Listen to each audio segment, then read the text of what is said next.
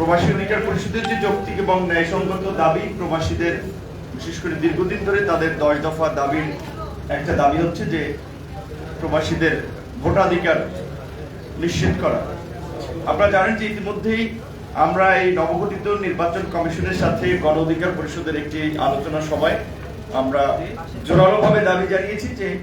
যেহেতু আমরা বর্তমানে এই গণ অভ্যুত্থান পরবর্তী রাষ্ট্র সংস্কার এবং রাজনীতিতে একটা নতুন ধারার কথা বলছি, পৃথিবীর বিভিন্ন দেশে যেভাবে প্রবাসীরা